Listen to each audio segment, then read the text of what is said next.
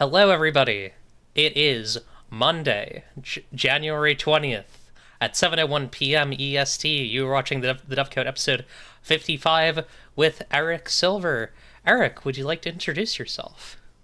Hello, I'm Eric Silver. I am a podcaster and the best DM in podcasting, and a game designer and a writer and a teacher. And I'm so happy to be here, not looking at the internet and having this conversation with you instead. Yeah, I schedule these for every Monday. Uh, no matter what kind of Monday it is, there's a Dovecote. Good, thank you. Yeah, so, um, I, let me brain, so you sent me It's some okay. Put it on. things. You can put it on me. I'm ready. I need to focus my brain laser on something else. That's what I do. So I'm ready to like fully put your burdens upon my shoulders, and I'll walk forward step by step. The golem made out of the detritus that comes together on the internet, and they just wrote like make some content all over it, and I got it. I'm here. Yeah, I'll carve a sigil that says pain into into your flesh, and we'll figure it out from there. Yeah, it's under my hat. It's under my Ditto hat. You Yeah, just can't see it. it's a good hat, by the way. Um, Thank you. It was way more expensive than you thought it would be, but I'm like, I do want Dittus. I want him, and it's raised as you can see in the hat. You know, he's very fuzzy. Ditto. yeah, it's good. Initially I thought it was a Bulbasaur hat. Anyways, Honestly, dumb it should joke be a. If it was me, it should have been a Bulbasaur hat. with the I have Ditto like mouth. yes, exactly. Yeah, I have a vanillish one of that. I have one of those like Pokemon Center plushies, and I love him dearly. hell yeah. I got a little. It's not vanillish. I got a. So they had this like little figurine series where it was like all these Pokemon figurines and like blind Mhm. bags that are, I think they're Japan only, but they're candy and ice cream themed, and there's like a little Oh yeah. is it Galleon? Not Quagsire. It's been a while since I played Pokemon. But it's one That's of them, okay. and it's very cute. It's a little fucking guy with a in an ice cream. Um, I mean, that's all you need, really. Give me this little fucking dude who's made out of soft serve, please. yeah, yeah, it's what it's all about. Mm. Um, so as with many of my guests, I asked you to send me some things that you've done, and I have to say I was really excited and charmed by both of the things that you directed me towards. Um, Yay. I love to hear that. do you have one that you'd like to talk about first? Because I'm happy to let you direct that if you'd like. Yeah, I mean, let's start with Model Our Nations because that came out of my actual play, Join the Party, and it kind Hmm. of, that kind of kicked off how I fell in love with tabletop RPGs and with through Dungeons and Dragons and then understanding that Dungeons and Dragons isn't enough even in an Hmm. actual play space. Like, listen, I probably DM'd only one time before I started doing it on the mic. And so like everything I know about game design is from like doing it on the microphone and watching actual play change from 2016, where it was just like, I bet I could do this like the Adventure Zone does, to now, where it seems to be only exists for as the second channel for YouTubers to Hmm. deepen their parasocial relationship or be a way to find to allow actors to become voice actors in video games. Yeah, real. Um, so one thing that I really so Model Our Nations is a game that is sort of meant to simulate the it's the Constitution making experience on some level, right? Or the Yeah. Declaration of Independence making experience. A little bit of both, where it's like you are in the creation of a nation, right? Or in some ways you can definitely use it for that. And I think that I write tabletop RPGs and they're almost always GM lists just because that's what I don't want anyone to do prep. And I also like love those board games, like those really the modern board games where you just like let it run and then you're all of a sudden you're playing something absolutely wild and incredible. But you could definitely use it as like making the constitution for a country. If you were like factions inside of the country, I used it once for like a bunch of like mob factions coming together. Hmm. Uh, they were space. They were. It was a space mob, and everyone were animals when they were doing it too. But for me, it's like it was like out of my model UN sort of thing, where it's like meeting of the secret world government sort of way. Hell yeah, that's really fun. But I think in terms of the aesthetics of the game, it is definitely Mm, directing you in that like you know uh shift from the old world to the new world sort of yes. state making vibe, and something I really liked about it.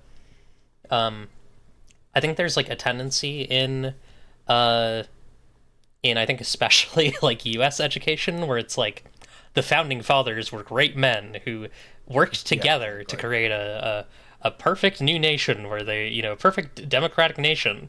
Um, and I like how this game is so possessed with uh, goals and motives and qualities and sort of it's you're you're some weird freaks who are trying to like one up each other and get things that you want out of this, right? You are representatives sent by your government to the secret government meeting. So it's Hmm. like you create both the character and the country in tandem. Like you make the ideals of the country and then you're like, and I am a government worm set there by Hmm. my like bird sky king or by like the hive mind for me to go do that. It's you absolutely touched on something that I put in there that I never get the chance to talk about, Hmm. which like a lot of the art in there was from the Creative Commons. I was like super inspired by the way that, Morkborg uses Creative Commons and really just like fucks it up and makes it look absolutely weird. But I was looking for so many different renderings of what constitutional meetings look like or meeting of government, like whether they're paintings or woodcuts that I just have throughout the entire game. And the cover is actually from a meeting of a meeting of Congress in like the 1830s, and it was Hmm. painted by Samuel Morse, the guy who invented Morse code. Before he got into Oh. science, he was a painter, and he was a bad painter. He was not good at it at all. No one liked what he did, and he was like, oh well, obviously the way that you're supposed to become a painter in the 1800s is you go and you paint Congress. So he goes in there and he does it, and he paints it all up, and like over the next decade he starts to show it, and no one likes the painting because it's boring. He painted in the 1820s and 1830s during reconstruction, which is when everyone was having goddamn fist fights Right. on the floor of Congress. Like people from the South that just got absolutely ruined and had to come back as a country, fighting representatives from the North, and people from like expansion places being like, "What about me? I also want to fight. I'm from the frontier." So no one liked this painting because it was boring as hell. And I think that Samuel Moore is trying to capture like a beautiful version of what Congress could be, and then no one liking it because it was boring is exactly the kind of vibe I wanted to capture in this game, which you absolutely nailed. And I'm so glad I got to talk about that. Yeah, it's great. I I really like that sort of like romanticism contrasted with reality. I think is such an interesting element of like such an interesting element of like history and like I Hmm. think especially modern reflections on history where I mean I think about like Hamilton for example, which is such a romantic Oh, uh, sure. look at that history. Um, and I think it's really interesting. You know, and I think that you like nailed that vibe with this. It is funny that like I think um I would be interested to play this game in a setting like you described, like something that is more fantastical and loose. Um, Absolutely. because I do love that sort of shit. Um, you talking about bird You people and should. hive minds and stuff. I'm like, yeah, cool, All good. you have to do is just describe like what kind of genre do we want to do here, and then you just do it, and then you're like, okay, let's get one sentence down of like the log line that the movie would be, Hmm. and then you're done, and then everyone gets to go make their character in their country independently. Because the way that I described it is like you would not blink. Like Avatar is a really good example of this. Not the air. Well, the Airbender would count, but what about the one with the blue people? It's Hmm. like James Cameron keeps saying, "Oh shit, guys, you're not even gonna understand. Some of these dudes live in the water." And some of them live in the air, and Uh some of huh. them live near volcanoes, right? And you wouldn't blink an eye at the fact that they're all so different and have different things going on, because it's like, oh, it's a fantasy world. There's the dwarves who live in the mountains and the elves who live in the ethereal forest and blah blah blah, and like there's a mechanized gnomes over there, and the tieflings live in the Hmm. hell that touches our world. Like you don't blink an eye at the fact that there are different vibes going on in whatever country you come up with. And I think that's all that the only thing that unifies you is the fact that all of you do live in the same world and have to go to this government meeting for sure. Yeah. Um, this feels like a really great game for a prelude to Velmini's Fellowship. Now that I'm thinking about it, someone should do that. Ooh, I don't know that. I don't know that game. That's a great game. It's a game where you are a hero representing a people that you have complete narrative control over, like the Oh history hell and yeah. lore of, and then the GM is the overlord who you're fighting against because they are trying to corrupt everything or destroy all things that are beautiful or some other thing. Mm, Good ass I game. I really enjoy playing that one. That sounds sick as hell. Now you're making me think about stacking tabletop RPGs on top of each other to tell a story in real, like, friends at the table ass sort of way.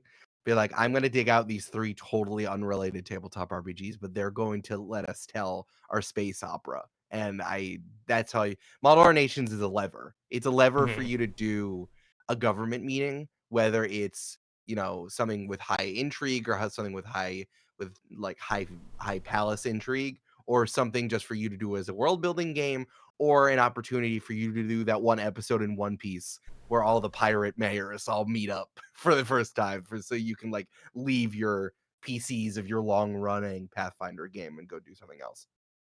Yeah, and I think that leads well into join the party, um, because that was something I immediately noticed. I was directed towards your world building episodes. I only unfortunately got time for the base building one, where you made a game entirely for base building, which I Oh thought was yeah, that fucking was fun. awesome. Uh, Thank you. and something that I really admired, because it is a D&D podcast primarily, right? Yes, I mean, listen, the game, it started in 2016 where you could say, "I didn't know there were other games," and Hmm. trying to figure out what to do along the way. But we played other games. We played a Monster of the Week campaign and other stuff inside, but primarily Dungeons and Dragons. Yeah. Yeah, I admire you having fun with it. Like I admire you trying to go in other directions with it. I'm kind of curious. Like, I wasn't necessarily going to bring it up, but now that you've mentioned it, like, Please. how do you feel about the fact that you were playing D&D at this juncture? Do you have any like? Are there any plans to move away from it? Is it kind of just what you need for the show to survive? We are actively talking about it 100%. We started this campaign I think more than a year and a half ago, I think 2 years ago, or at least started thinking about it then. And it's like, all right, if we're going to return to D&D, which we played like 20 episodes of Monster of the Week. So it's like, all right, if we're gonna, I want to come back to D&D because I knew how to I know how to run it the best. But I was already getting very disillusioned with how Wizard of the Coast was running the company. This was like pre OGL. This was pre um Pinkertons getting sent to a Mhm. guy's house. The enemies from Red Dead Redemption, they Mhm. were The sent bad to a guys? guy's house, the bad guys. But this was also by the time, this was after like the Oriental Adventures debacle and them just like not really wanting to hear out a lot of people's concerns with what was going on. Mhm. Um, so if we were going to do it, I was going to make a lot of changes. I wanted to make a lot of changes even before, and of course, like I got a little undercut by the time that they got there. Like this was before they changed the word race to other stuff, or they made race like not about race science and not tied to anything anymore by making it all everyone else's problem, which whatever. But I wanted to make that change anyway, and also because of everything going on with the OGL, and me being a part of a small part of the vanguard of third party creators of Dungeons and Dragons who pushed back on it a lot in the December and January when all of that was happening. I was like, I do really want to use some third party stuff. And so all of our classes are from Valda's Spire of Secrets by Mage Hand Press, which is absolutely incredible. I really really love the classes that we use: the Witch class, the Alchemist class, and the Sharpshooter. They're so good, and I want to praise how much Mage Hand Mike and everyone over at Mage Hand Press how great they are. But now this was like before they fully became a games as a service, turning Dungeons and Dragons into a Mhm. video game. This was before the D&D movie came out. This is before Baldur's Gate 3. This is before all this stuff. And I'm feeling really torn. I don't know what to do. Is it a radical act to play 5th edition Dungeons and Dragons now? I don't know. I don't know. And I want to play other games because I love other games, but because of the way that actual play is taken, we're really lucky that we've been around for a really long time and our audience really loves whatever we do. I've been falling in love with a lot of other games lately, but like, can I run 50 episodes of that? I don't know. I really don't know the answer. And I really like running long running campaigns to deepen our relationship to the world because everyone is so LA brained. They think Mhm. that they have to do the same thing as a TV show on a streamer and do these or everyone just thinking, oh, well, Dimension 20 did it really well, which they do because they're goddamn talented. Mhm. Let's just do what they do and turn our show into an anthology show.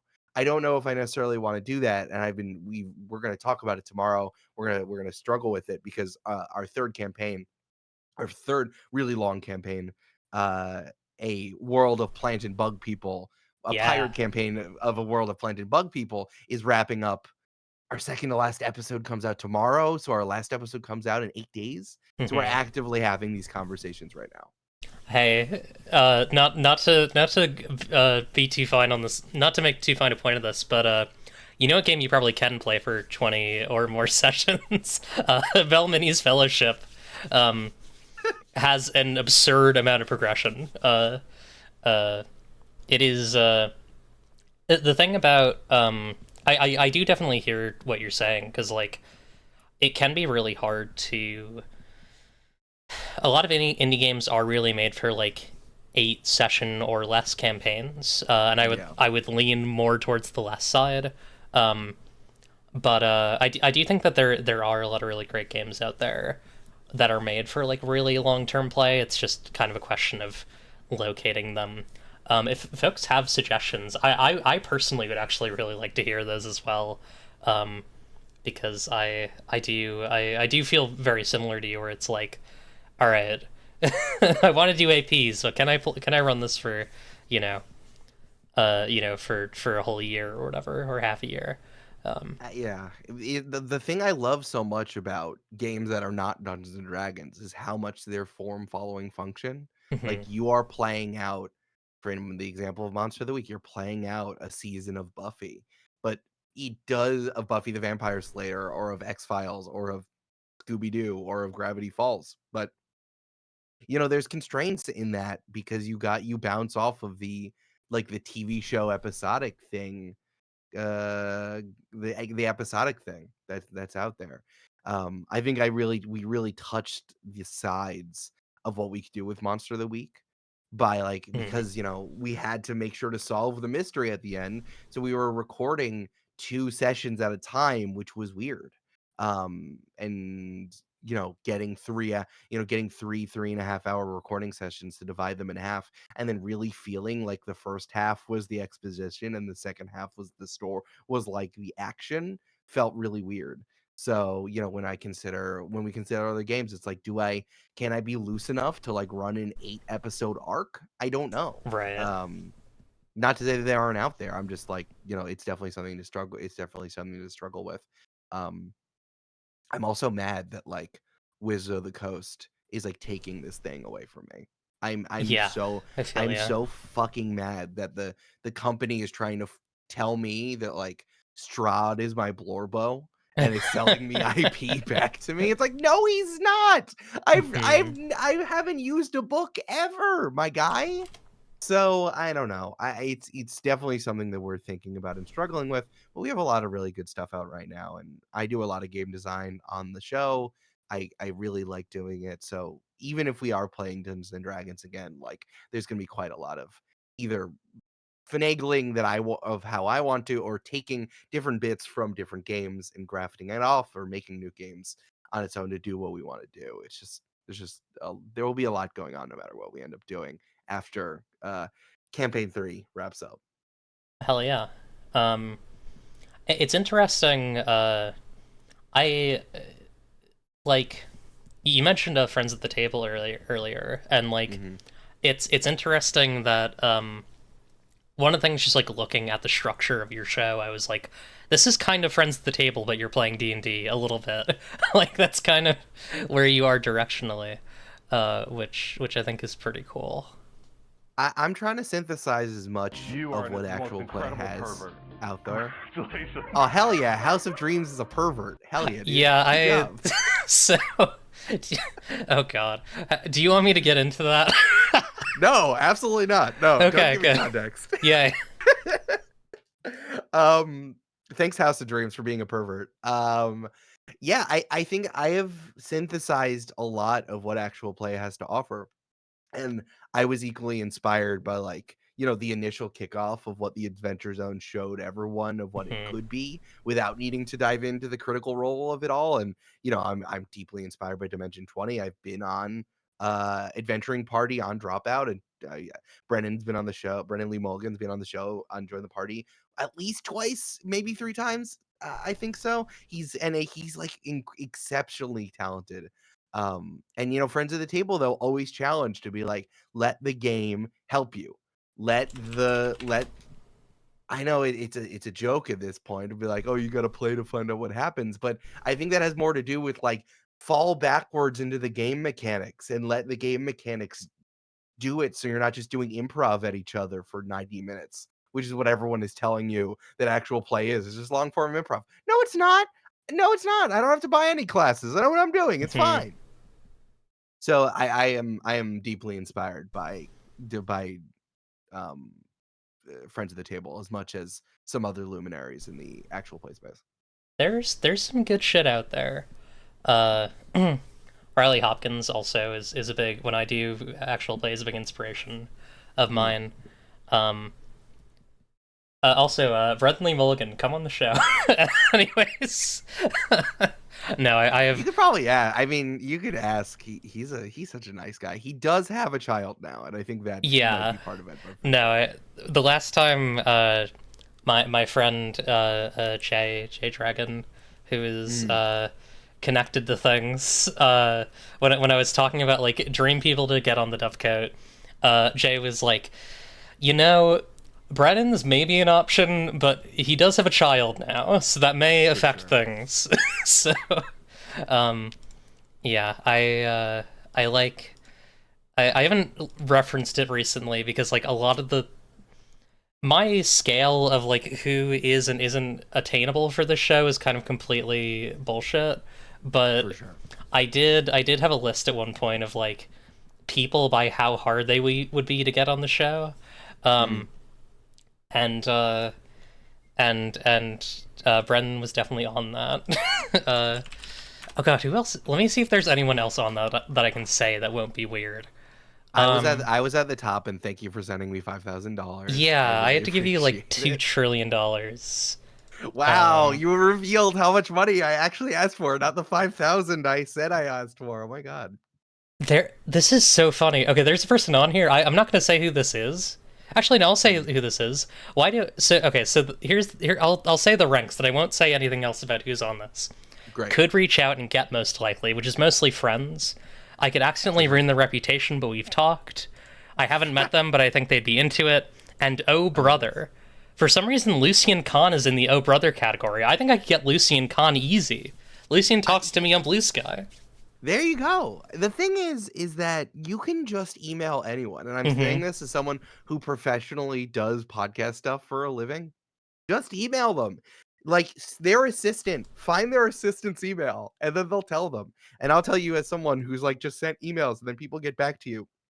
It might be 3 months from now, but it definitely happens. Just like it's all fake. You just got to post and make stuff and let people know that you're not fake and not like an Yeah. AI bot. That's all you have to do. You can email anyone in this life. I agree. That's a good philosophy. I've made a lot of friends just through emailing people. I made friends Interesting. with my good friend Jess Levine through emailing her. So send an email, and you might also send an email to darlingdemoneclipse@gmail.com if you have questions for myself or Eric Silver Please um, do. before Also, the end of the show. go on LinkedIn and find your mom and only message her uh through the AI chat that suggested phrases that they give you. I've done that. It's quite fun. That's pretty awesome. Create a fake businessman and message your mom. Uh, No, don't catfish your mom. Be you, but only respond in the sentences that exist. yeah. That reminds me of one of my favorite. I don't know who said it, but it's this trans femme thing that's like, Mm. um, you think that estrogen is gonna make you like a perfect beautiful bombshell, but you're gonna look like your mother, which is fine. I've met her. She's a lovely woman. uh, That's good all right, stuff. I think it's more like I've gotten to know her quite intimately. She's a lovely woman. Um, I like her, and I think I can bring her vibe into the 21st century. Even as a I because not that you need it, but from my cis male perspective, I feel like I'm bringing my mom's energy into the 21st century in a way that she was not able to do when she was having me in 1991. So hmm. anyone can do it, regardless of how much estrogen you have in your body. I want to empower you to do that anyway. Yeah, but to be clear, if you take feminizing HRT, you will look like your mom, which is fine because she's a very lovely woman, and I've gotten to know her intimately over the last several nights. Anyways, Take HRT because I fucked your mom. take HRT because I fucked your mom. Uh, if this were if I at some point when I turn this into an actual podcast that's on the catchers, that will be the name of this episode, I'm sure. Um, Please, I'm so excited. It awesome. can be email anyone. I fucked your mom. Take HRT. You know anyone? I fucked your mom. Take HRT. The clear, can we get that clear on eyes, full shirt? hearts. Take HRT. Clear eyes, blue eyes, white dragon. Take HRT. Um. Okay. Oh yeah, I haven't asked you like my normal questions. Uh. What have you been playing lately besides D&D and other such things? I've been playing a lot of games lately because we are preparing to do something called the One Shot Derby, which we Hmm. do in between campaigns, which is where, and this is maybe where the friends of the tableness really comes through, where I'm like, we're gonna play the character creation of 3 tabletop RPGs, and we're gonna just do the character creator, and then everyone's gonna vote on what we're gonna actually play a full game of. So I've been reading a lot of games lately. I bought a bunch of tabletop RPGs to get ready for them. I don't want to spoil them because they're going to come out, but I've been getting really into some of these that I'm really excited about. But what it really did was make me, and after writing and like making Model Our Nations into my quote unquote first tabletop RPG, first real one, Hmm. I made one with my friend Misha Stanton. We made one called Clear Eyes Full Hearts, which was which was about trying to play out a season of Friday Night Lights esque or sports anime esque football or whatever sport you wanted to play. And I've written some stuff that was like for more inspired by join the party stuff that's over on all this stuff is over on the join the party merch store, so I don't have Hmm. to deal with itch or drive through RPG, which is my drive through RPG were one of the worst Horrible. websites on the God internet. awful. Like I like itch, but like I do not like drive through at all. Hmm. Some more stuff over there, which is like expansion packs and character creators and monster of the week stuff that I kind of literalized for my notes. But so this was like Model Our Nations was my first quote unquote real full fledged standalone tabletop RPG. But I've been excited. I'm writing a new tabletop RPG right now, and I'm Hell yeah. so into it. Um, it's called True Crime Podcast Game, Oh. and everyone at the table is making a true crime podcast, and you all die. Oh. That's very There's a lot fun. of there's a lot of mechanics going on with it, and I'm trying to make it like breezier. I'm trying to like get it all done in one playthrough, in like an hour. So, but I'm just really enjoying writing something that's really stupid. And Yeah, you I'm gotta get enjoying silly. so deeply. It's very silly. It's like I was working on reading Brindlewood Bay, and I really Mm. loved how there was something explicit about like you are balancing cozy and scary. You need to Hmm. balance cozy and scary. And I was thinking about all like my favorite horror comedies, the real zombie lands that exist out there, and trying to and Scream and trying to balance the comedy and the horror at the same time, and I'm really trying to hit that while being so stupid about podcasting and true crime and being in the quasi fame that comes along with it. So I'm really enjoying it. So I've been playing games and working on a new one. Hell yeah. Very cool. Uh, love to play games. Love to work on new ones.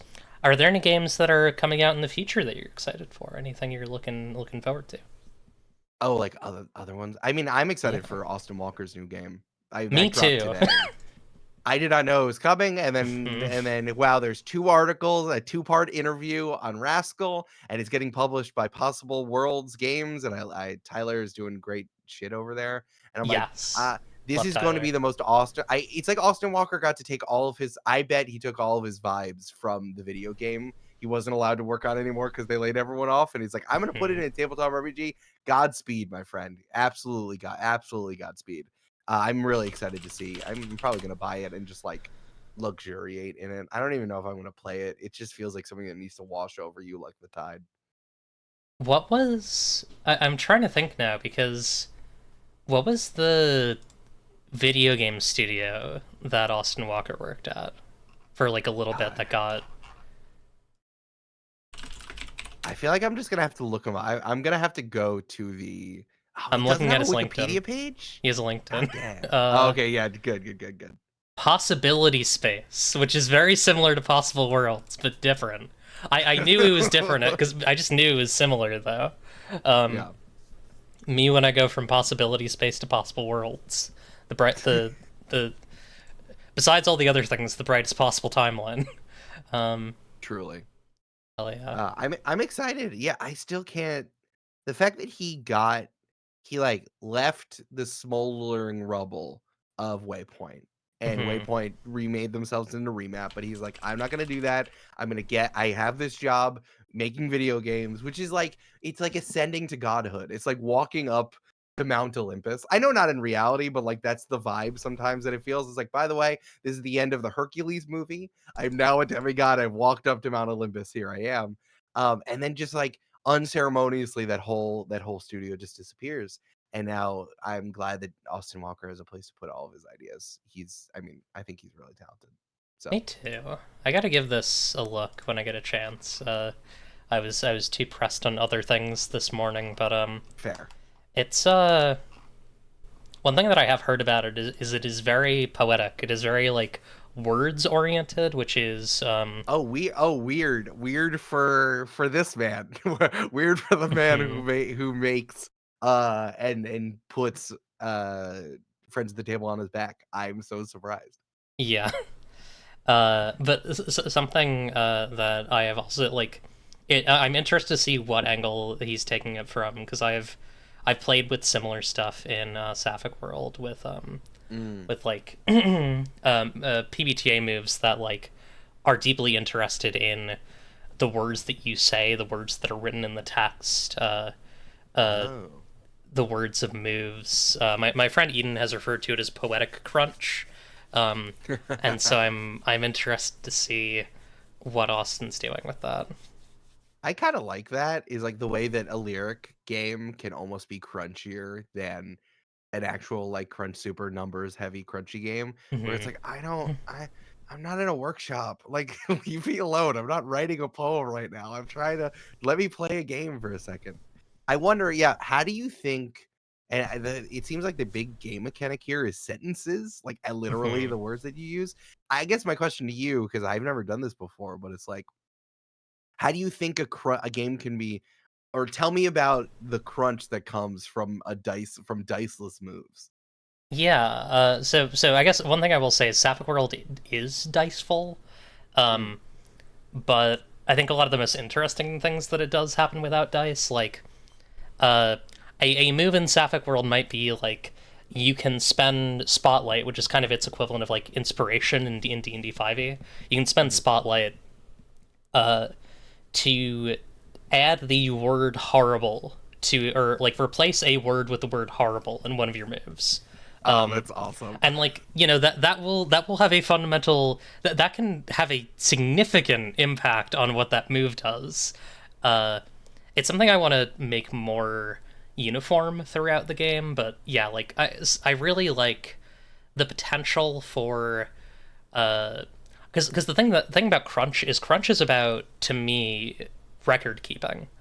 It's Mm, about you have to keep careful annotation of these things that have happened to this character or this thing or this place, um, and those being usually numerical or uh, something like that.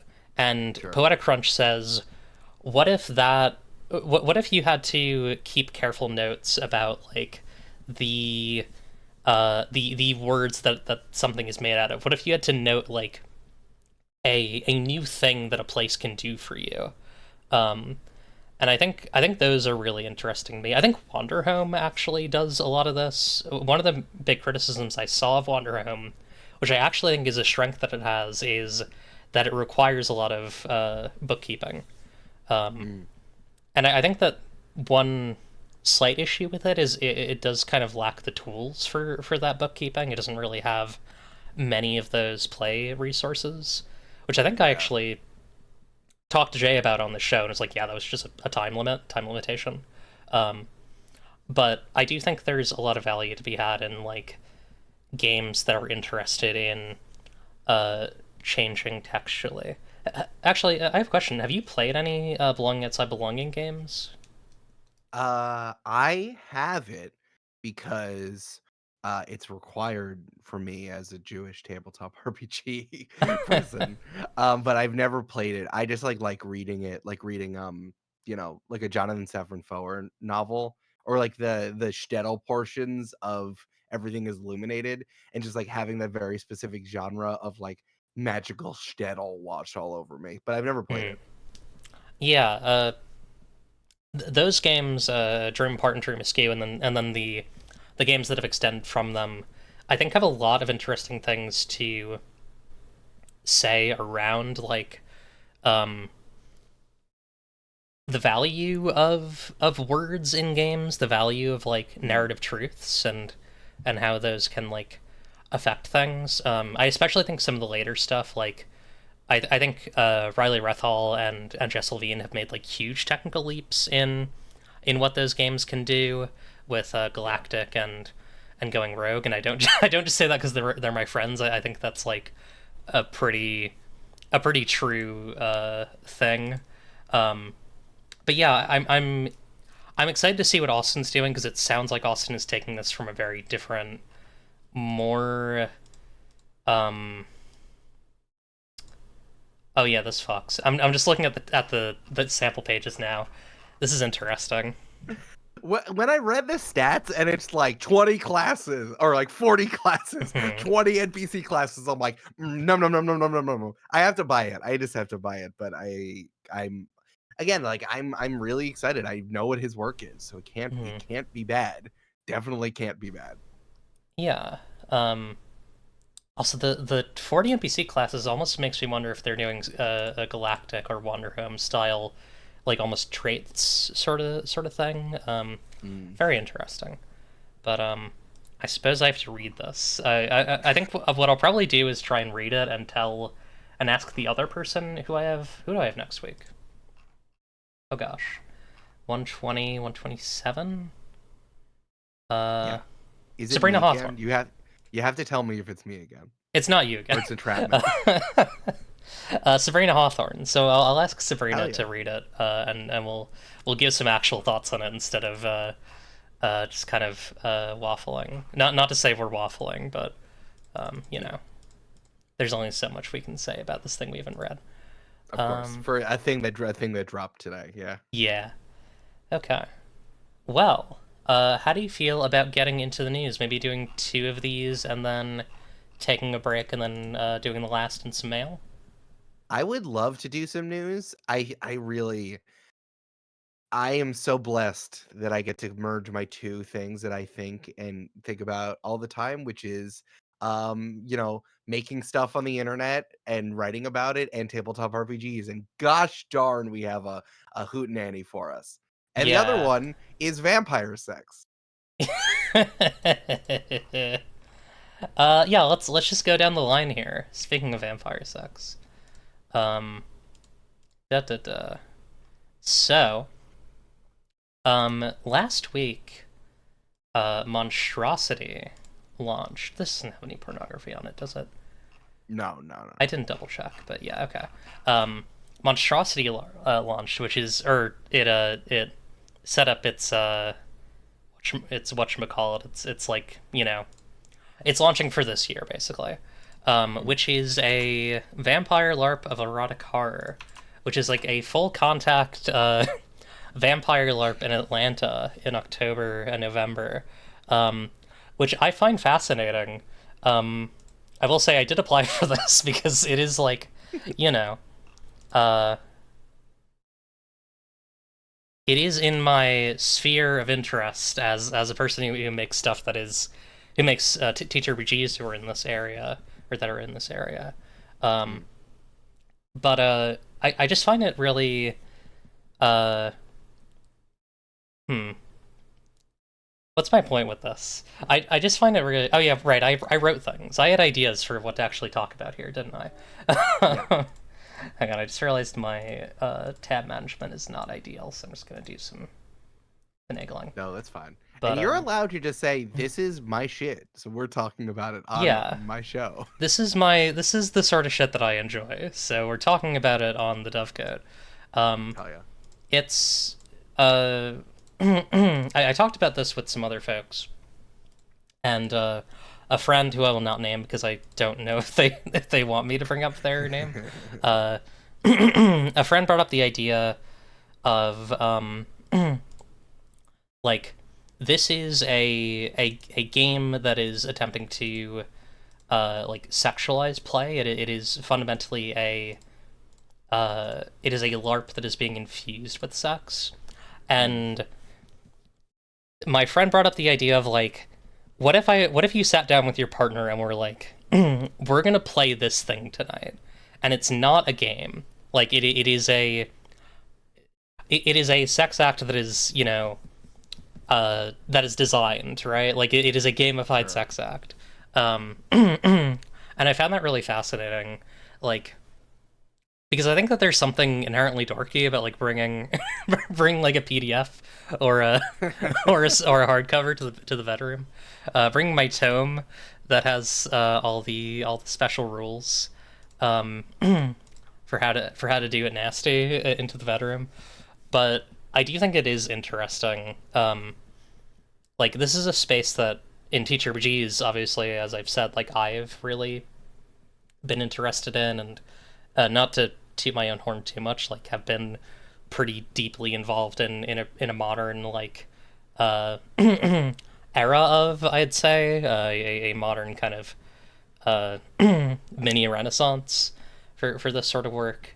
Um, but I don't know much about it in LARP. I know like Soraya Platation is involved in this sort of stuff, but I Mm. don't know much more than that. Um, Once you unlock the secret of kink is just slapstick and improv, you also unlock nerdy kink. That's true. I Um, listen, we all know, and or maybe we reflect on it now, how much the theater kids were doing it. So I don't I think that was already out there. yeah, and this is also like speaking of theater kids, I do have like I might actually go a little bit into this because like I'm not in this yet, so I don't feel like any like real protectiveness over it. Um, Mm. it is interesting. There is a so they've like an invite process where you have to go through first being invited by someone who's already been in it. Then you have to apply and be approved, and then you have to partner up with someone. Um, and the invite process is interesting because like you know uh you definitely see people who have who joined later than you getting in, and then you start thinking about like, okay, what does that person have that I don't? And like, there is something fraught about a an invite only or invite oriented like erotic LARP, and Sure. especially sort of that like shopping window thing of like I'm gonna post my face and some things about myself and hope that someone decides that I should be in this thing. Um, but also I'm like I'm not sure how else you do that. Not I'm not sure how else you do this in a safe way, and how you like filter on some level, right? For sure. I appreciate that there's there's more of an application process than just a pickup basketball game. But there also seems to be less than like most job interviews. So I just don't know how I'm supposed to feel about it. Yeah, I'm curious. Apparently, they have a very like strong like consent process, which I'm glad to hear about. I mean, you have to, yeah, you have to if you're Mhm. gonna have this like formalized thing. Here's the funny thing of what you said before about like gamifying sex is like I wouldn't call this gamifying sex. Like this just Oh feels no, like it's not. structured role. Yeah, but like I could This is see the sexualizing game, verge. right? Yeah, sexualizing game. I think that it's complicated because I think when you put rules on stuff, it definitely activates a lot of people's like insecurities about sex of like, am I doing it right? Am I doing it well? Am I going to be shamed for doing it bad? And I just kind of worry about it. And but at the same time, like it's almost like the vampire LARP is starting to you know the vampire LARP is doing that process first of like you got to have had the true blood bug Hmm. to really get in here, and maybe you that might create a more unified community that is accepting of all that stuff.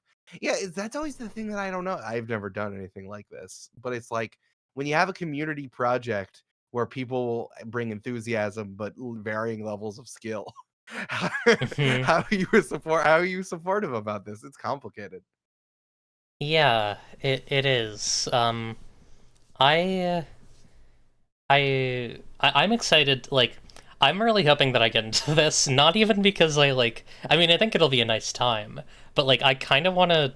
Like, you can't talk about specifics, but I'm really excited to like come back here and be like, all right, so here's what this was like, you know? Yeah, 100%. Because I think that would be a really fascinating, um, like with the sort of work that I do. I think it would be a really fascinating angle or thing to talk about.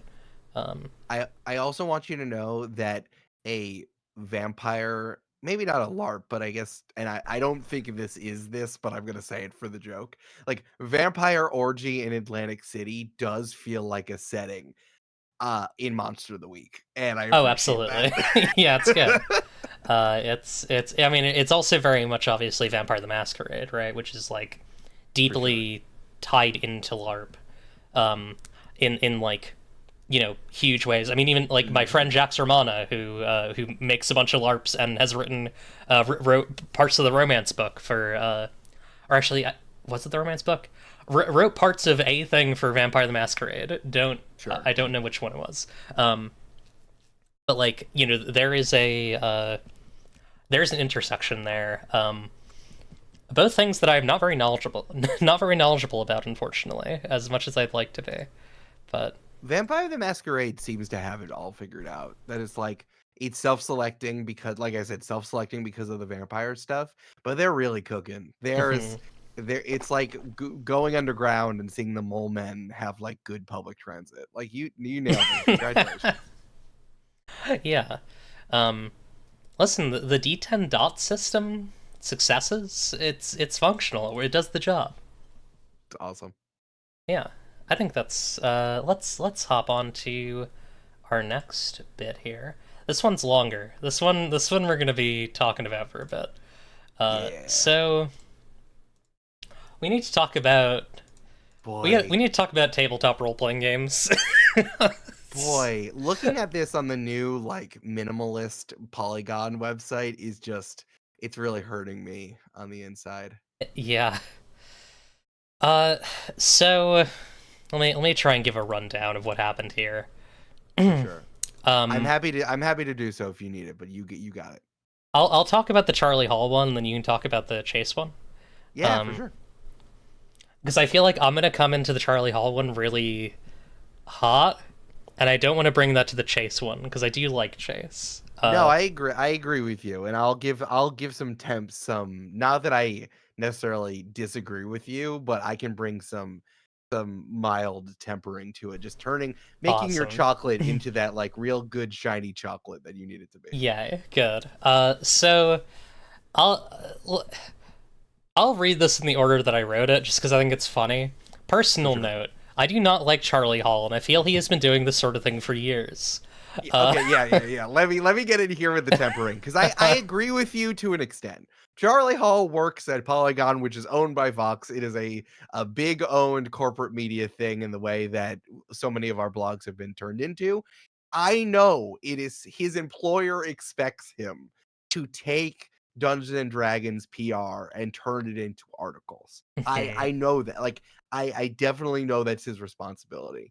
The fact is that it is really disquieting to for him to write this after that being his whole steez. I do want to yeah, point something out here that this I don't know if they changed the headline like for SEO reasons. I can't, but like that subtitle is really empowering. The dragon is wounded. It's time to throw yourself into the breach.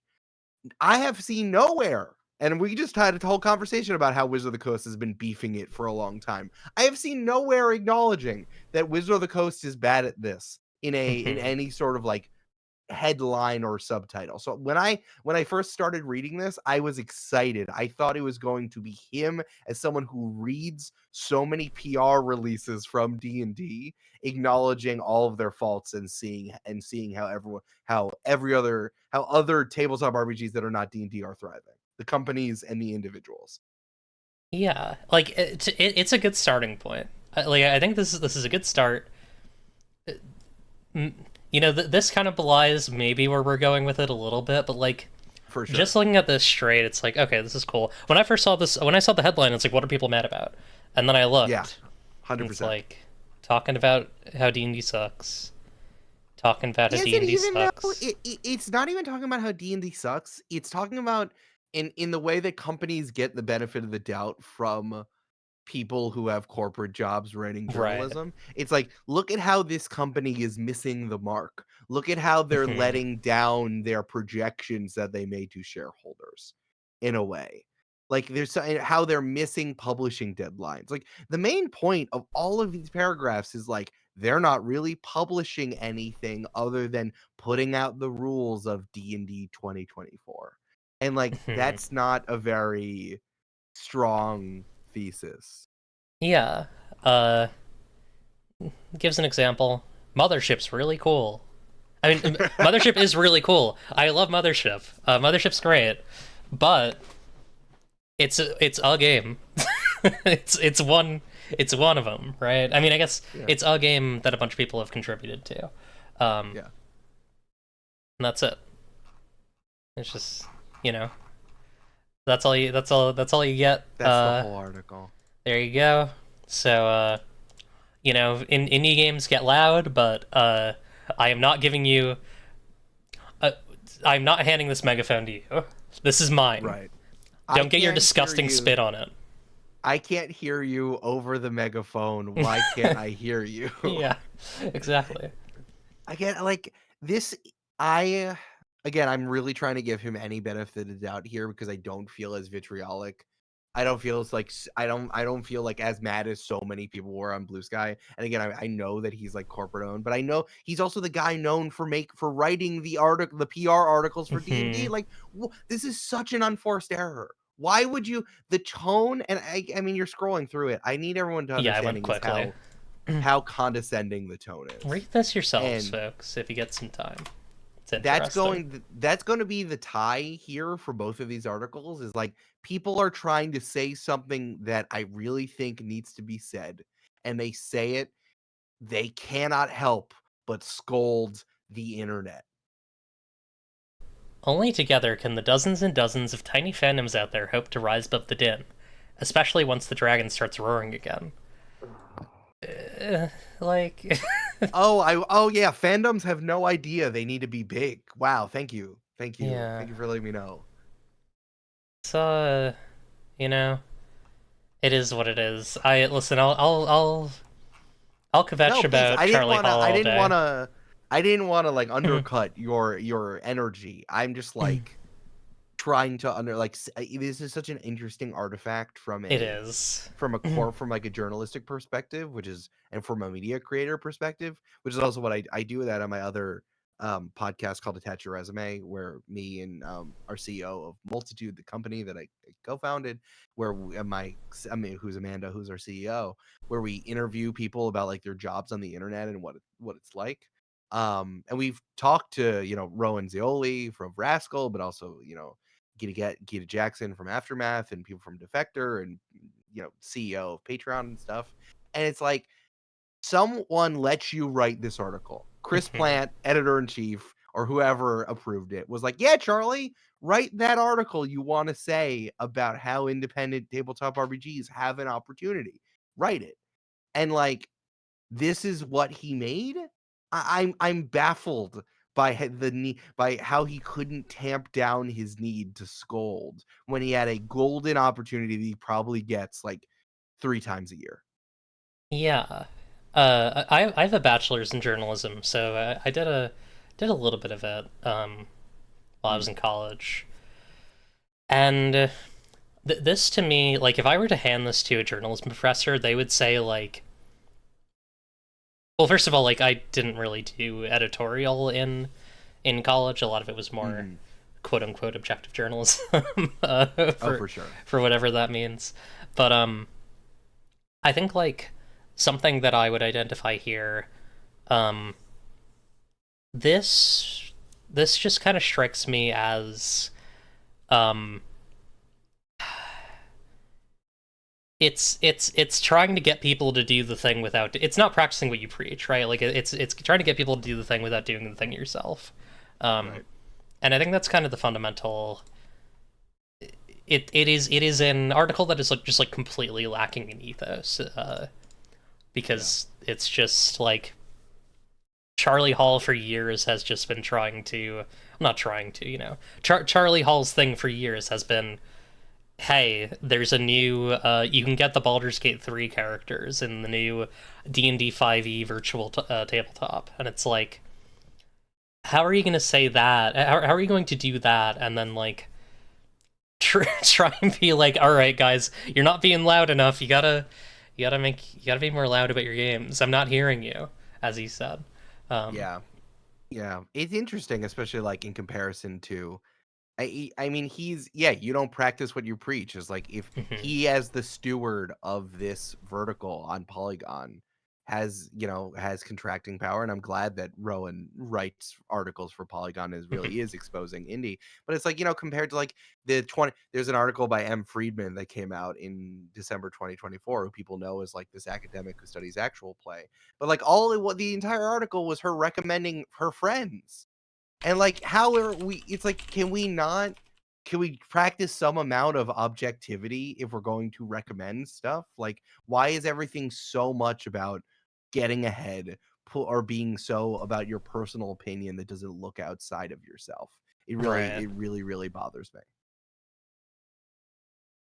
Yeah, I agree. I think that there is a I think I even have this tendency where there's there is like there's a tendency to be like way too internal in TTRPGs Yeah. when I think it's really important to be open to a lot of different things uh and to not just like constantly reaffirm your own taste.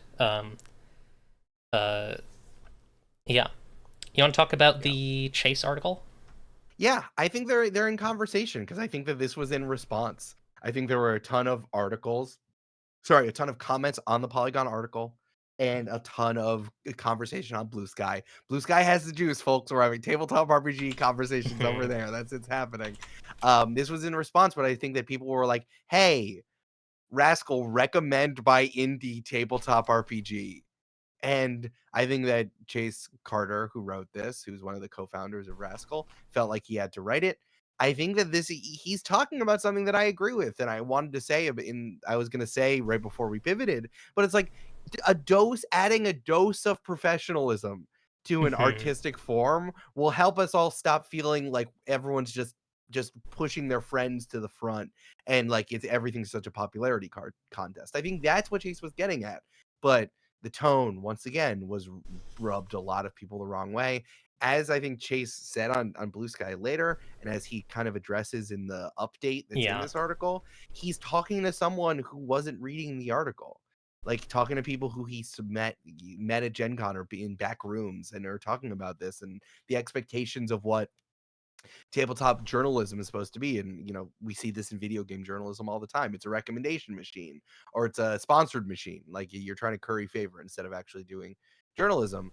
But instead, a lot of people, the tone was just kind of off.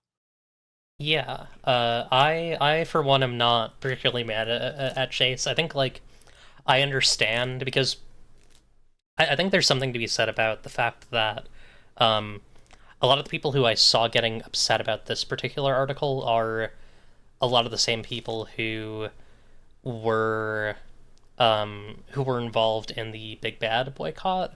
And so like Mm, as a person who is like really interested uh in being on the you know what's a good way of phrasing this in as a person who's like interested in being anti-racist as much as possible and sure. being anti-Zionist, like I, I wanted to take those concerns seriously, but I do think that like the response or the update here puts a lot of, as you said, like a lot of what Chase says in different light. Like this was not about like you know this was not a fuck you to marginalized designers. This was a fuck you to powerful people who are trying to make Rascal a platform that will uh advertise their shit, right? Yeah, um exactly.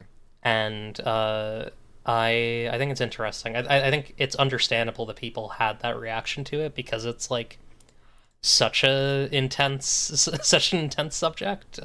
It both came out of nowhere and also felt like such an obvious response to Charlie's article that it's like I think it just hit people really. It dropped on their heads out of nowhere. Yeah. I recommend folks read this. You'll see that I have not unlocked it. That's because I read it on my phone on the train. But It's good. It is a really good article. I agree with it's a lot good. of stuff in there. It's just when it's God, the line of when you put your energy into an article when you're writing it, and the line that you have to tread to make sure that it's not scolding and just flames, you really got to like direct people. You got to do a lot of signposting. You got to do a lot of reminding people who the subject is. And I think the problem of Chase trying to write a very like trying to collate. I felt him trying to collect all of his thoughts and Mhm. like shoot it through his fingers, but it's really difficult when again it felt like it surprised everyone out of nowhere when this dropped. Yeah, like at best, your opinion article will be like a really good like Ta-Nehisi Coates opinion piece, and at worst, it will be like the Meet the Dark Web uh, opinion piece from all those years back. Like Real. it could get really bad, right? And so you do have to be somewhat cautious. Um, More than anything, though, I think that I'm glad Chase wrote this. I really mhm. do like it. I think it's a good article, even if I think the tone is a little off, and especially with the update. Like more and more, I hope that this doesn't make people not want to pay for Rascal. I think Mhm. that more and more people need to be like, again, a dose of professionalism. It's like let this business make a mistake. Let this business you like. A business is not a person. It's an entity created by a bunch of people, but it is a project, right? And it's like, keep your subscription and pay these people so they can figure it out, so they can be a resource for you. Like, you give so much breath to other people you love or other companies that you buy from, and like you immediately unsubscribe from what Rascal's doing. That's what is the thing that bothers me, and how quickly people were to say, "Wow, fuck you." It just Yeah. really, I'm surprised that this met the level of vitriol as the other article when the other article was so like obviously scolding and this was like angry in a different way. I just realized I forgot something. Cordis the Newsbird coming in from what's is there anything going on in the world that's good right now? Uh, coming in from like a cat cafe in Ooh, that's good. somewhere. Okay, Thank you, there we Newsbird. go. Thank you. Uh, but yeah, I very much agree. I think like, and also frankly like, it's good to have a thing that's going to hold your peers accountable, but also it's good to have a thing that's going to hold you accountable. Like, you know, uh, I am personally of the opinion that like I the thing that my LGBTQ center director always said is like feedback is a gift, right? Like, Yeah. and I think having a system for wherein people can receive that gracefully, I think is good. Yeah. I mean, this is a real problem, I think, just with the left right now and with standing up for like our beliefs and having a coalition is like we just gotta forgive each other a little bit more. Hmm. And like contribute even if someone does isn't perfect, you can't drop them immediately, especially if it's an entity or like an actual corporation. Like the Chase made a laid a co-founded a business. Like, let's cut him one Slack, one item, one coin version of Slack, one inventory slot of Slack in this. So I hope this doesn't affect them too much, but this is it's tough. It's tough knowing that people whipped it's like again the same vitriol that was kept for the guy who has a corporate job writing about PR statements from Dungeons and Dragons. That was the same energy kept for someone trying to figure something out about protecting themselves as a tabletop journalist. It's just kind of a bummer. Yeah. There is a reason why I have a rule on here where I do not like needlessly talk shit about trans women, um, because like we live in a deeply like punitive and I would also add like prudish society, Mm, um, that is and those things interact and combine, right? Like even if someone is not already being canceled on the axis of oh you're a pervert, people will invent or find things that they can use to punish them on that axis with if they haven't if they've already punished them on all the uh, I can't think of not secular, whatever the non-sexual equivalent of secular is, Sure. axes. But yeah, we live in interesting times for sure. Yeah. Trans women are LLCs. We Hmm. need to give them the space to make mistakes. That's right. Sectarian. Yeah, that's good. I like sectarian. Um, okay. Well, those are two of our stories. Um, let's take a little break. What time is it? It's 8:10. How do you feel about coming back at 8:15? I would love to come back in 5 minutes. That sounds great. Hell yeah. See you all in a little bit.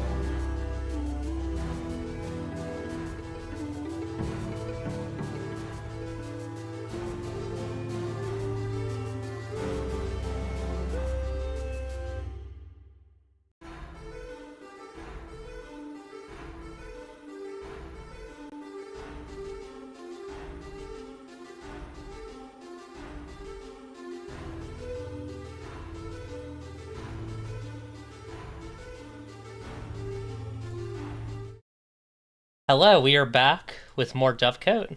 Um, we have one last story to talk about. This one is not really as, I guess, in depth as the other ones. This is more of just a, hey, look at this cool thing, which sometimes I like to do on the show because sometimes the things that we talk about can be pretty heavy. Um, we're going to talk about two neat little jams that I think folks should make work for because I think these are fun creative opportunities and often stuff happens like relationships get forged through jams. There are fucking the Sad Robots jam got a retrospective recently. Like these things become cultural centerpieces in tabletop role playing games in a way that I think is really cool. So the first one is this David Lynch jam, the Fix Your Hearts or Die. I hope you're all having a lot of fun working on your favorite projects. I love this image that it has from Jellyfish Line. So I've been talking to recently. Cool person I didn't really know before this, but we've been, as I said, relationships get forged from these things. And this jam is running for the month, to commemorate David Lynch's passing, and it has some stuff on some stuff about finding his work and learning about his films, which I think is really cool. And it's just makes something intense and hard and creative and strange and weird as it says, which I think is lovely. I like it. Shout out to the two people who've already submitted entries, and it's been 5 hours. Shout out to them. A helpless thing on a table and what happened to Margot Kwan. Definitely very like directly David Lynch looks like, but very cool. Obviously like Eraserhead, Twin Peaks ish. It looks like. Of course. And then Tiny World TTRPG Jam by Kana S and Viditya Valetti, which I'm also going to be submitting to because I think this looks cool and I have some ideas for it. In fact, I'm going to be making something that's going to be vaguely connected to Jax Romana's submission for this, which will be interesting. Ooh. But this looks very cool. You make a tiny setting. It has very specific rules, so it's small, easy, and fun to make. I believe it has a page limit. Yeah, Yes. eight pages. Yeah. However, that's an optional challenge. 8-page single sheet microzine. Include at least 3 plot hooks is fun. Use only public domain CC 0 art. Obviously, these are optional, but some very fun optional constraints.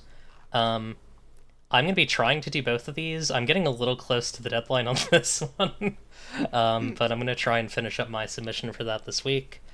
And yeah, recommend folks get on these because they're pretty fucking cool. This one's cool. I really like this. I've never submitted to a game jam. It's a great way to like make something little and from your heart. Yeah, this makes me want to do it. Hell When I yeah. saw gardens, I'm like, oh wow, yeah, that's cool. That is small, and I like that. Yeah. I need to look at these submissions as well. Looks like some cool stuff. Little world, quick nettles. Little Little world, world, quick quick nettles. Wait, is that Adam Bell? From didn't Adam Bell do fucking let me look something up really quickly. This guy has made so many games with the word nettle in it. He loves nettles. Oh yeah, okay. Adam, wait, what has Adam Bell done that I know? Adam Bell. Seems like he has a vlog series about designing tabletop RPGs. Okay. Um, I don't know if anyone knows what I would know Adam Bell from. Let me know. um, uh, seems neat though. But yeah, that's That's very those. cool. Hell yeah. All right. So we have Jellyfish is so awesome. We knew each other from various online communities, and then hung out at Big Bad Con and had an awesome time binding. So here's the thing. I I was in the same place as Jellyfish, and Jellyfish and I've talked about this. We were both at the Maggie Baker breakfast thing on Sunday, and then didn't like Jelly noticed me because I was wearing my horns, but I did not notice Jelly. So next Big Bad Con, we need to hang out. It's crucial. It's important, uh, and it's gonna happen. Um. Anyways, bring in our last bird, Apocrypha, the male bird. Um, Hello. it's the Hello, male, hello, little bird. It's mail little time. little freaking male guy. Um, so we've received a question from Westerly's Witch, um, which is not in our email. It's just in the chat, which is totally okay. That is allowed. And it is favorite Pokemon? Question mark. Ah, great question. My favorite starter, Bulbasaur, as said before. I love that little guy. I think he's the best. I think that people who say that Squirtle and Charmander are their favorite, I think they're lying to look cool. I think it's Bulbasaur. Who I love that. I love that. I love low poly Bulbasaur. I love him so much. Not in my top Pokemon though. I love Mamoswine. I think Mamoswine. I love the ice type, even though it's garbage. I like to bust on through with Mamoswine like they do in Black and White. I just think Mamoswine is really good. Um, I also like Ditto, but Golurk is my main man. I love that. I love that Golem guy. He's good. He's my favorite. Good picks. What's my favorite starter? I quite like. I'm. Hmm. I don't feel very strongly about the starters, but I will say like That's okay. I'm always happy when I get a Torchic because That's fair. Blaziken's really cool, Yeah. and Torchic is just a funny little creature, and I think that's good. Um. I really like Torchic because it was before you had to like give them a thing to do. I like Mhm. that like it's a fighting chicken. Yeah, dude, for sure. But when you think about like the other fire types that went from baby to adults, in their things. Like I'm thinking about the the little firefox that turned into a fire witch. Mhm. It's like no, it's a fire witch. And then we talk about like the fire bunny that turned into a soccer player fire bunny. It's like don't give them a job. Just There's let too much them going on. be. Yeah, just let Yeah. them be. And then I think my favorite overall Pokemon is Ampharos still. I Ooh. like that it's yellow. I think it's good. I think it has a nice I like its mega form quite a bit. Mm. Um and I like its weird little orb on its tail. I think it's a very weird design. Um because it's like you went from sheep to this like weird bald thing, but I kind or like this like weird like short-haired yellow creature. But I kind of like it. I kind of it's an eclectic little creature. Um, I like that. I never considered that, but I think it's turning into like do androids dream of electric sheep in that way? yeah, It's like let's make the android. And I don't like the shiny colors very much, but I know that Ampharos turns in pink, and I think that's neat. pretty cool. Pretty Yeah, cool. Love big that. fan of that. Yeah, I like the mega form with the awesome and cool mane. I think that's really good. Hell Um, yeah. Uh, I've had this bit for a while. I did this once. I did this once on Twitter, and it was so mean because people elaborated on it, and I haven't done it again because I think it's really cruel.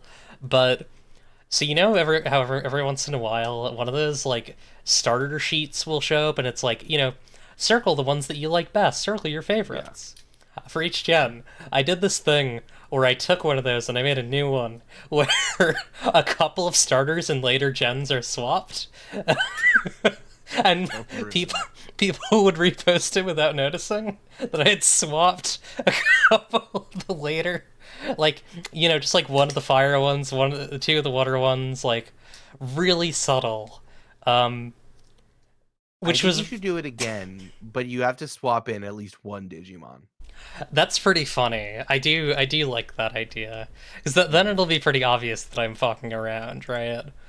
That Um, makes me think about have you ever seen that image of the grocery stores in the United States? no, I don't think I have. Okay, there's a map. There's a fictional map that goes around the internet a lot. It's a rather old image. It's like the fictional, like the chains of grocery, the regional chains of grocery stores in the United Mhm. States. And when you look at it, it's totally insane. It's really funny. And then you realize it was like made for Drawfee. It's like that's where it came Oh, from, and no one knows where it's come from. It's like I've never seen Food Mommy before. It's like, of course, it's a comedy. It's a comedy image. So I wish people on the internet would get a sense of humor. That would be nice.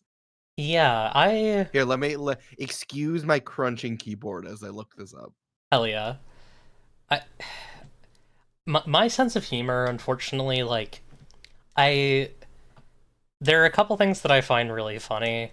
And one of those things is like abject cruelty for no reason. Mm, And also like specifically like mocking people's like imperceptiveness. And yeah, so any opportunity that I have to like just fuck with people for no reason, um I I have to stop myself, and I do often. Like I don't often fuck with people for no reason, but sometimes I think about it and I get really close. It's I listen, think you're allowed now as an LLC yourself. I think you can just fuck with people if you want. this is true. I'm gonna have a fucking figuring out LLC stuff for You Are Beheld, which will be cool. We're hoping that'll be a Oh, sorry. thing. I meant as like a trans woman Oh in an yes, LLC. right. Yeah. The joke from before. Yeah, the joke from before that we all know. That we all remember. Yeah, So this is the image. it's America's so favorite good. grocery stores. It's Chunky so Friend, funny. Turtle Bees, Gweps, It Minotaur, It's like Food Mom. people see Kroger and are like, "Okay, for sure." And then just like, and I think the fact that like Obelisk Market has the same image as like a regional New York City chain, I think it just immediately is people say like, "Here it is." And then Mhm. they just go from there. And yeah, it's like Capital explicitly Beltway. made by Nathan Yaffe and Mhm. Caldwell Tanner. Like come on. Wilson Titley. Oh god.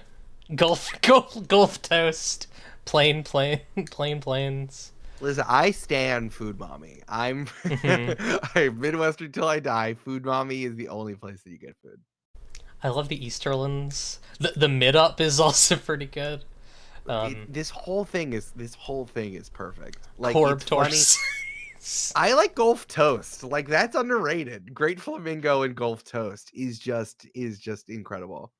Yeah. It's also notable that all of the regions like inherit the like color. I guess you would do that on a map like this, but uh, it's just very silly. Big fan of this one. Oh yeah. Thank you, Drawfee. Thank you. um, Thank you, a podcast that people from Drawfee did. hell that yeah. wasn't that wasn't Drawfee. I think that's why. It's because like they made the image. It was What Should We Draw is a headgum or was a headgum podcast done by Oh, two people from Drawfee. But because like people didn't watch them draw it and only heard them draw it, I think that's what made it like decoupled from content creation.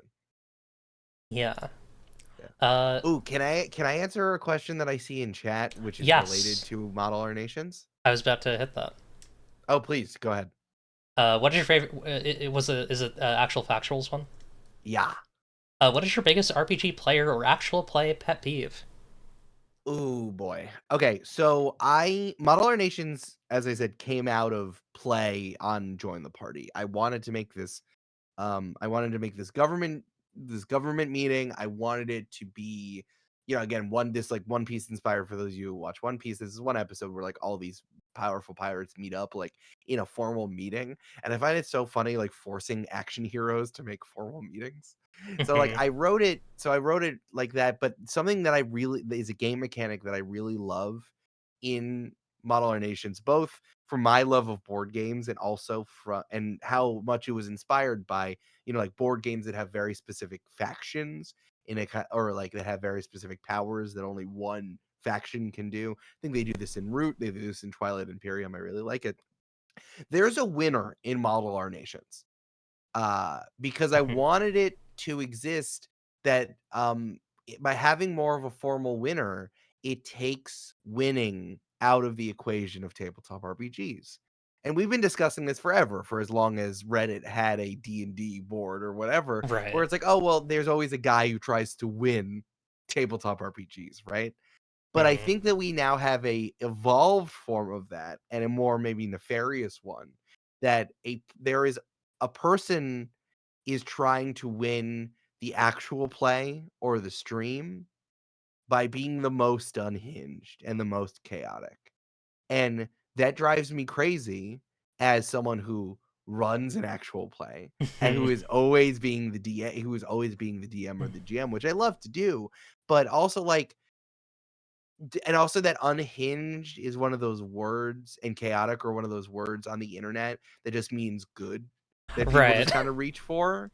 And it's like, wow, and like I'm really trying to undercut the fact by having an actual winner with actual game mechanics supporting that and like being able to collect victory points in that way. Then like I'm trying to undercut the way to win is by being the most ridiculous, and how that's been reinforced uh implicitly and explicitly by very popular actual play. Like everyone's Yeah. trying to be Allie Beardsley, and Allie Beardsley's one like that, and two doesn't know how to play Dungeons and Dragons. That's why that's why they're like that.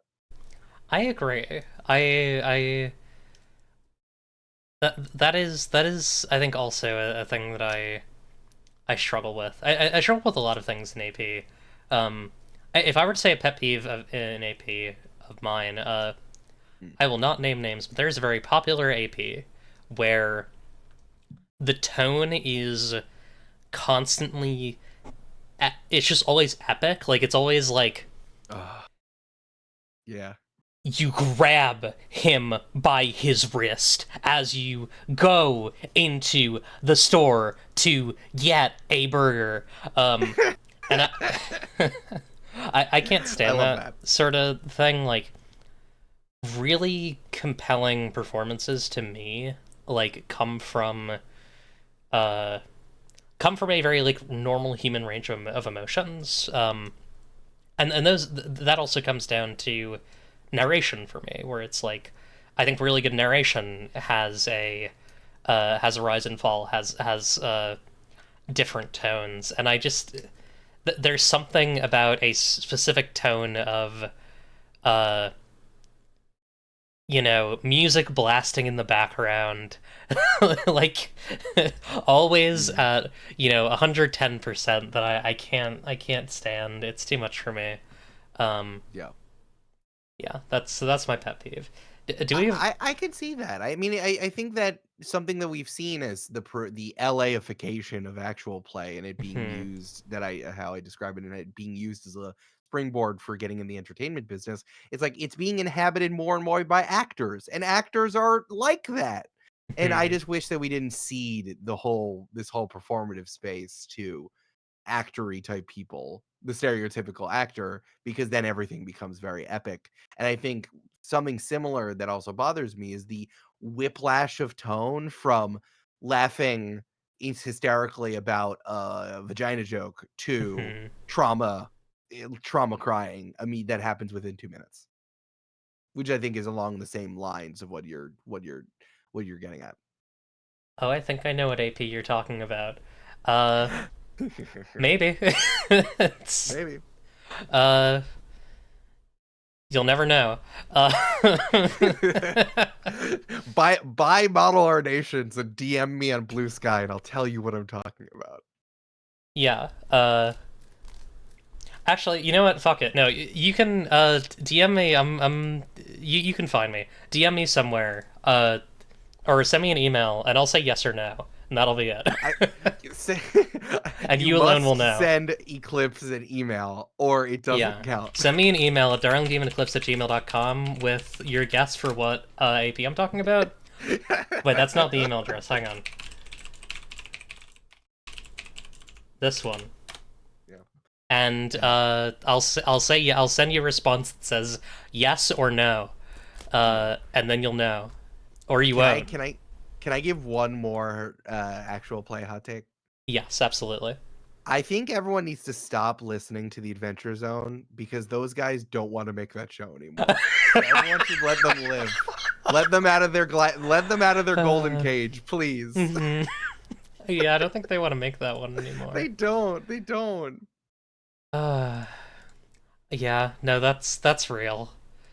I let them free, let them go. That's praxis. Stop listening to let them free. Uh, was this just AP or was it Teacher RPG? I'll say one more. Or RPG Sure. player or actual play. Oh, okay. Hmm. That's trickier. Uh, oh god. I feel like I'll just say this. It's my show. I'm allowed to. I I've talked about this a lot, but like I do still think that that as a framework, like X cards, Spotlight, lines and veils, and stuff like that are not often enough uh or are too simplistic for like the sorts of games that I want to make. And Ah, so and often the sorts of games that I wind up playing, which I think can create really big issues um, for certain games. Like I played a game of Monster Hearts that used those systems, and I didn't feel safe throughout or coming out of it because I especially with Monster Hearts being so much about being horny and like yeah doing it as a weapon to others. Great game mechanics, really tough to play out in reality. yeah I think part of it for me was that and I've like honed more in on this when I as I've been talking over the last couple weeks after I released my blog that I can't name on here, and I've been talking about like consent and like sex and sexuality in RPGs and stuff like that.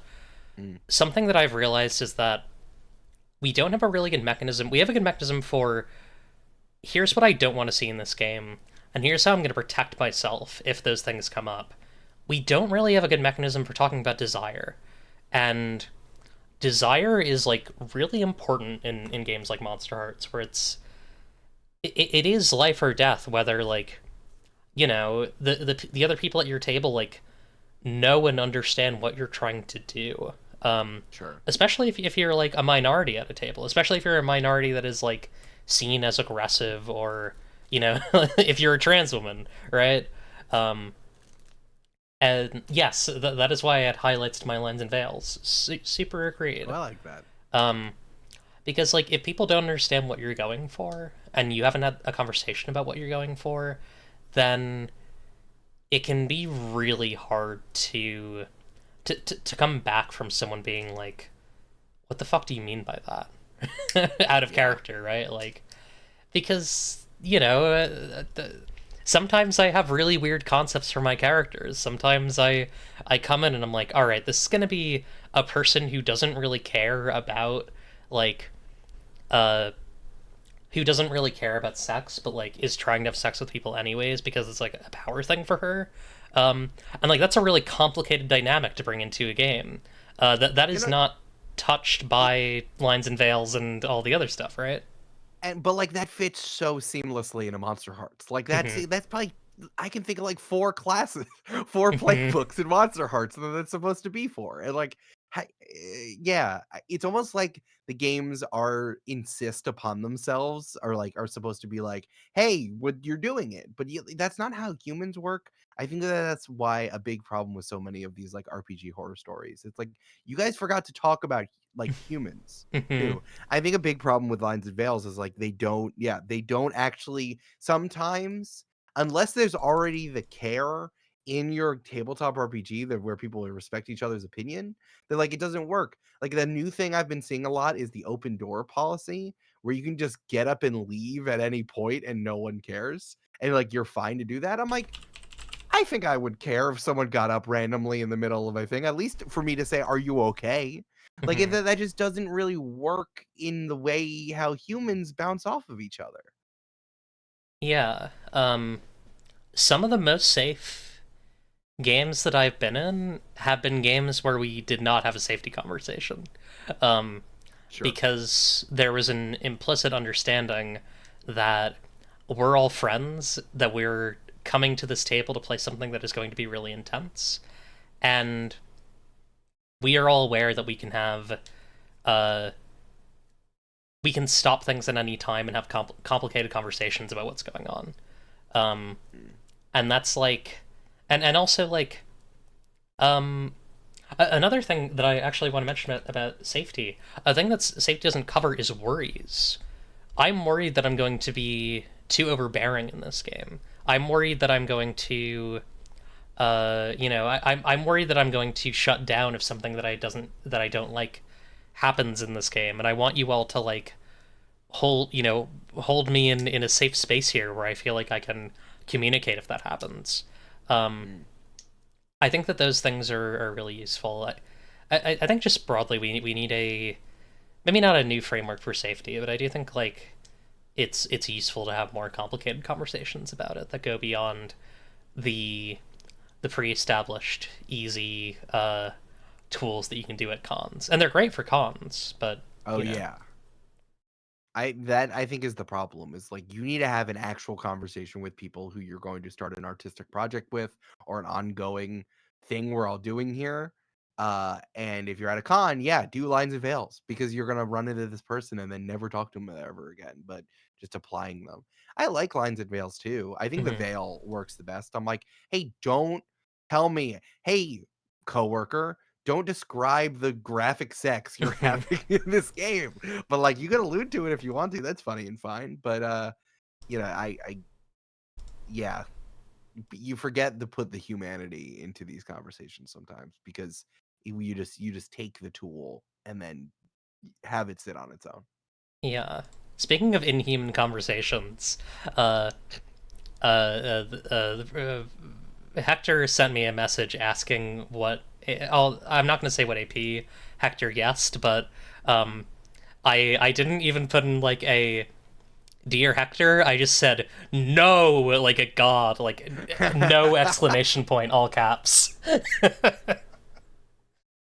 The fact that they guessed this anyway is crazy. I wasn't specific. I will let the ghost out of the box here. I'll give up the ghost. I wasn't talking about one specifically. There's one Mhm. I guess I'm thinking of, but I think this comes up a lot. Of again, it's more about trying to ape the success of actual plays than participating in the actual artistic form, which bothers me. And that's where Mm. it comes from, like trying to be the most chaotic or unhinged, the wildly fluctuating tones to entertain, supposedly, or like get clips. And that's the thing. It's just it's a thing I've seen in a number of places. But there's one, I guess. If I had to pick one, there is one in my brain.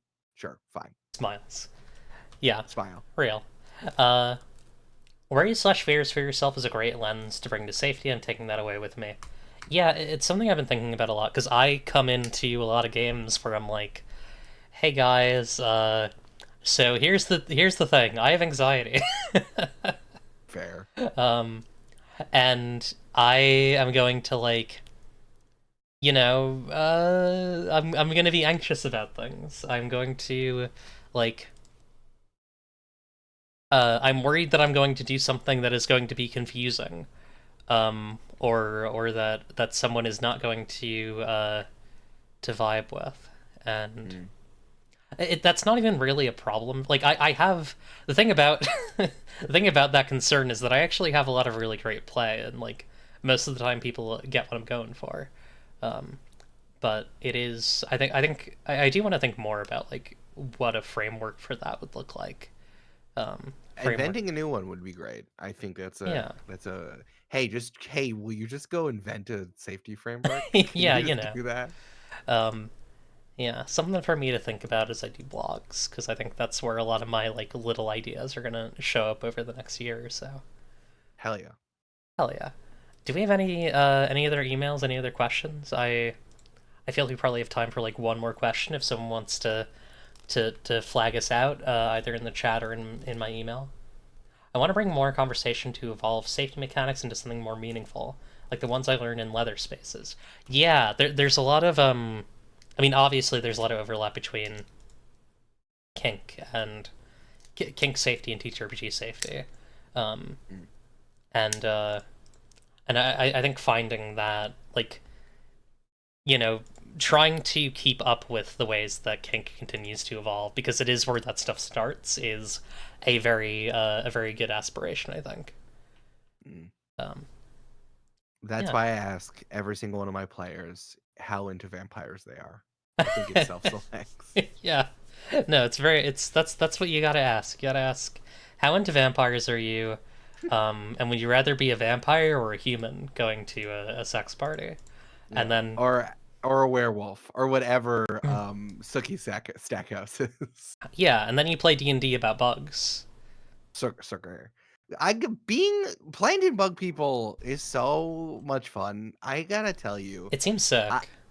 I got really scared off by like making my own worlds for a while. Like, we did a more straightforward fantasy world in campaign 1 when, just getting our feet under us. And then campaign 2, I'm like, we did a modern superhero sort of thing. It Hmm. was a small town in upstate New York that turned into like a Portland-sized metropolis. Um, because of like a new I called it Delta radiation because it was one better than the gamma radiation that hit Bruce Banner. Hell yeah. Um, so and then it gave like people superpowers, and really wanted to keep it on like a city level in like a Daredevil sort of way, or in that and Luke Cage and Jessica Jones, Hmm. that type of those Marvel TV shows that I really were super into. And then I was like, I'm tired of being in the real world. I would really like to do a world again, but I felt very scared off about making one. But I remember just like seeing Andor, like watching Andor and being like, oh, this is what you can do in the In the Star Wars World. world, in the Star world. And you should just make it. And again, I was also watching a ton of One Piece at the time. Hmm. And my players all love plants so much that I'm like, okay, we're gonna do this. It's gonna be fun to come up with weird NPCs, and just like give myself the freedom instead of making like real humans anymore.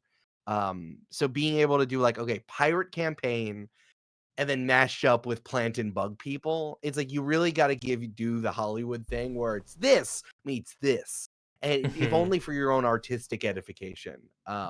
So I've just been I really enjoyed it. I'm really gonna miss this world once it wraps up. I've had a lot of fun doing 68 episodes inside of it. It's been really good, and it being my own world that I came up with. It's Vertistello, the great green ringed world. It has a big set it has a big hole in the center where basically the whole plot is like the all of their fresh water dries up that they got from a big waterfall in the middle of kind of like, imagine it like a Bialy. There's like the Hmm. waterfall, the cascade dries up, and it turns out that there is this whole the Great Salt Sea of all of this big sea with archipelagos is out there that no one has seen, and then there's like a big rush to go grab it in kind of like the One Piece sort of way, trying to find the treasure. Right. And then there's a salmon that grants wishes at the end that hopefully they'll use to turn back the fresh water on. But it's all about like, when you tell everyone you're going to go do something for the right reasons, are you actually? has been like a Yeah, real thing hanging over everyone's head the entire time. love that. So yeah, I really enjoyed Vertistello, and I'm gonna miss it. And I came up with 4 countries, and everyone came from different countries. They got bonuses from their nationalities, like the countries they came from, in front instead of like from their ethnography. Right. So it's been really fun. Coming up with those countries, and then that's where Model R Nations came from.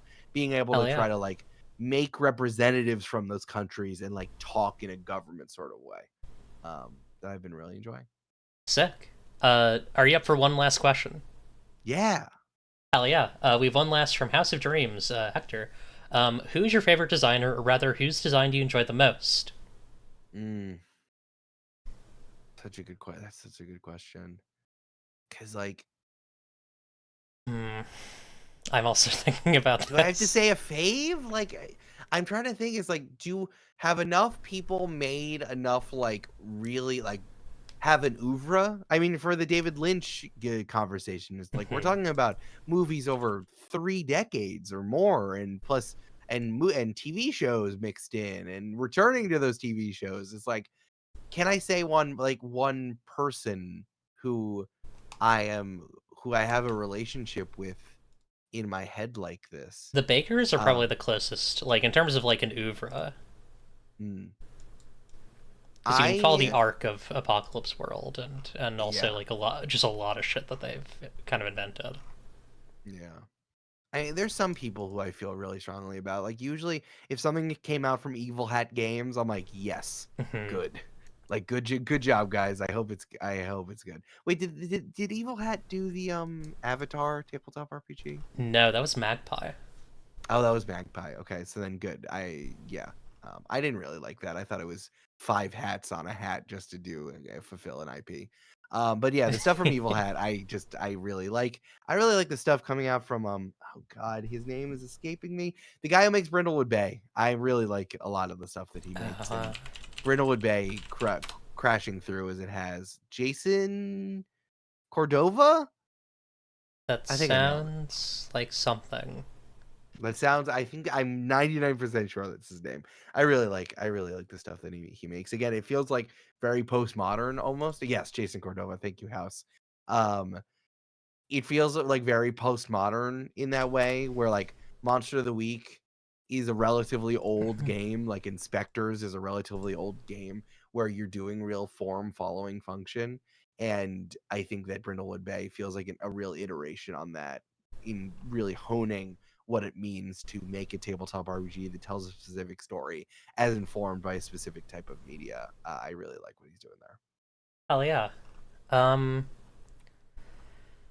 Uh. I'm trying to think of someone who is not in my polycule, in like or like someone who's not like a paramour, or a metamore rather. Um. No, that's fair. I. Hmm. I am tempted to say Riley Hopkins because I think that Riley has made some games that I think have failed on some level, Mm. and have been rough and have been incomplete and have been ambitious. Um, and I think those are the sorts of games that I want to see in the world. you know, I Mm. think fundamentally I'm interested in the rough and the ambitious and the incomplete. Um, and I think yeah, I think that's at least one of them. Like if I Interesting. had to direct towards a favorite, um, gosh, I mean, yeah, and then I just like if I had to look inside of like if I had to look inside my extended polycule, like I would say it's honestly everybody who's part of You Are Beheld who isn't me. like not to be so sweet about my I really friends. like my own polycules work. I think it's sick. Yeah, my polycule and my company, which have there's some overlap there.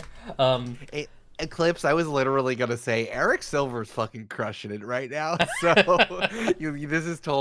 this is totally fair. Yeah. For me, it's about like I the work that I want to see in the world is really, I think, different than a lot of stuff that has been made. Um, Mm, Not to say that I think the things that have been made are bad, because they're things that I adore. There's a reason why I'm into TTRPGs. And yeah. it's because I love all these games. Like, you know, like Armor Stir is not, a weird pervert game, but I love it. I think Sure. it's a fantastic game. Um, and But if you want something specific, you gotta put it exactly. You gotta put the stuff you want to see out in the world, especially if it's something yeah, that you really want that you don't think anyone else is doing for sure. and so I think like uh the people who are looking at the things that I and my like strange colleagues are making and saying, uh, I'm going to make something like that. Those people are my favorite game designer, not because of my ego, which is vastly inflated by people constantly telling me that they started making perverted art because of me, but um, but more so because like I am excited to look at the things that they make and read them and play them with my friends. Uh, Hell yeah. because I want that sort of stuff to exist in the world, and I cannot make all of it myself. like, uh, Fair. not to say that like, you know, not to say that as a like, come on guys, not to say that as like a come on guys, make games, but more in a like just objective like I only live on this world on this earth for so long. I only have so many times, so many hours in the day. Um, and I might not ever make the pervert superhero game, and someone else will probably do that. So, uh, I salute those people, and yeah, my favorite game designers are people who are doing that sort of work in any way, shape, or form. Uh, When Also, you put when you finally put out leather masks, I'm gonna be really excited about it. yeah. Well, the idea that I actually have is called Thinly Veiled, um, and it's Mm, about superheroes who are going into the layers of like, like your classic like, this is the like the bimbification fetish supervillain, and you're going into their lairs, and then like you're trying to fight them while also like slowly getting. It's going to be a deck build, like a TTRPG deck builder, where you're like your hand is slowly being suffused with cards from the deck of the layer that you're trying to fight.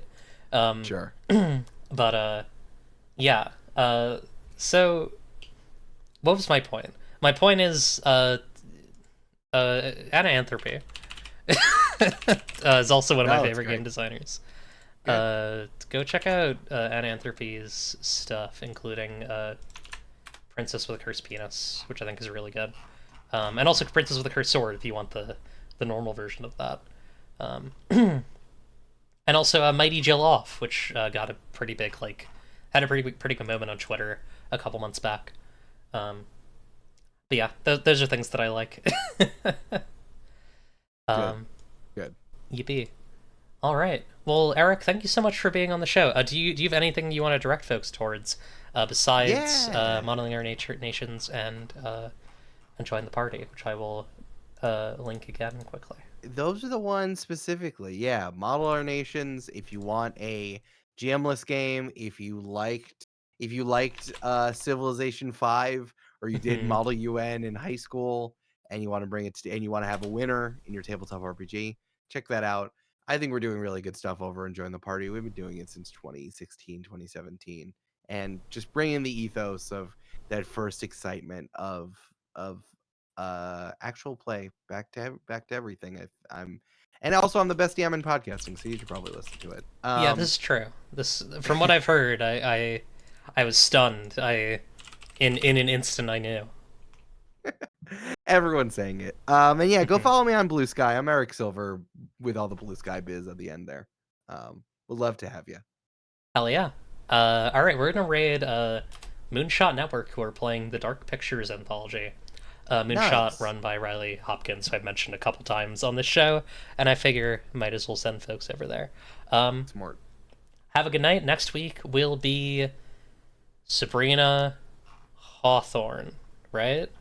Yes, it 20. wasn't me. You said it wasn't me, or it was entrapment, and then you said it was Sabrina Hawthorne. I Yes. shouldn't be afraid. I should also get Sabrina TV Band on here, the person who organized the Queer Erotica bundle, because she's also really cool. Anyways, Email them. Email. oh Send an no, email. I can just send I can just message her on Discord. We're close. No, you have to send an email, or it doesn't count. Okay, yay! Have a good night, everyone. Bye. Remember, if you don't like what you see, you can change it. It's up to you, really. Goodbye, good luck, and have fun